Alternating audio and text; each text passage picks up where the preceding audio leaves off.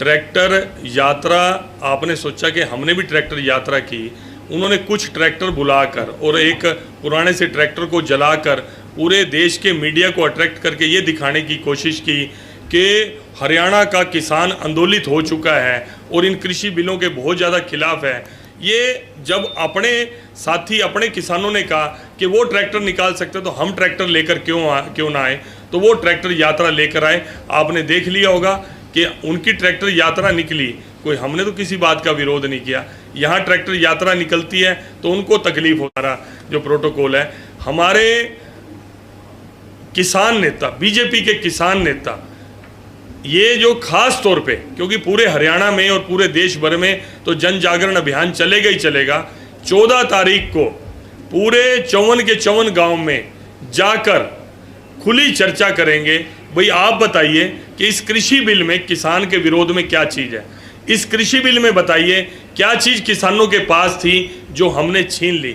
जो भ्रमित आपको लोग कर रहे हैं उनके पास तर्क नहीं है। कई बार क्या होता है कि बहुत झूठ बोलने वाला आदमी पंचायत के अंदर चिल्लाकर शोर मचाकर सच को दबाने का प्रयास करता है। सही मायने में जिस तरह सिटीजन अमेंडमेंट एक्ट हुआ, उन लोगों ने इतना ज़्यादा शोर मचाया कि मुसलमानों को इस देश से निकाल दिया जाएगा, लेकिन सब लोग पूछते, मीडिया को भी बाद में समझ आ गया किस तरह ये प्रयोजित मामला था।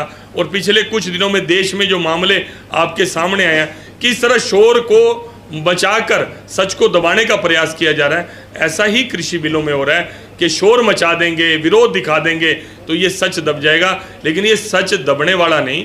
हम भी बिल्कुल खुलकर किसानों के घरों में जाकर पूरे 54 के 54 गांव में हमारे किसान नेता जाएंगे और उनसे चर्चा करेंगे। आप ये बताइए क्या गलत है, हम उसको बताएंगे कि ये ठीक है और ये किसानों के हित में है। नहीं, अगर बच्चे के दांतों में कीड़ा लग जाए और वो जिद करे मैंने तो टॉफ़ी दो, मैंने चॉकलेट दो, तो माँ बाप की क्या जिम्मेवारी है उसको टॉफ़ी और चॉकलेट उसके मुंह में डाल दे। उसको समझाना पड़ेगा, बेटा ये इसमें तेरे दांत खराब हो जाएंगे, तू मीठा ज़्यादा ना खा।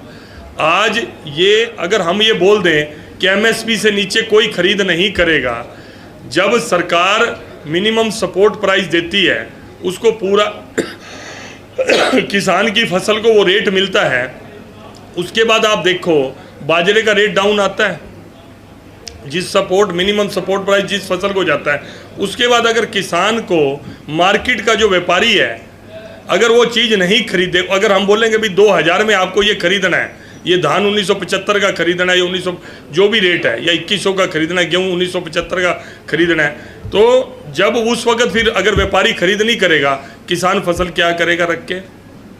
और इसको बचने के लिए अगर आपने पहले ही सौदा कर लिया व्यापारी के साथ, जो कॉन्ट्रैक्ट फार्मिंग का है, कि भाई मेरी फसल का मुझे सरकार देने वाली है 2000 और व्यापारी ने कहा कि मैं तेरे को 2500 देता हूँ, तू ये मेरी क्वालिटी का बीज ले और इसको बेच दे, तेरे को सरकार तेरी जीरी 50,000 में जाती है किले की, मैं तेरे साथ एग्रीमेंट करता हूँ, तू ये मेरा सीड ले ले, इसको उगा ले, मैं तेरे को लाख रुपया दूंगा, जो फसल होगी वो मेरी होगी। इसमें किसान ये तभी अवसर रखा है। सरकार तो खरीदेगी एमएसपी पे, अगर आप वो रिस्क नहीं लेना चाहते आगे पीछे का, तो एमएसपी पे सरकार खरीद रही है, उसको बेच दो।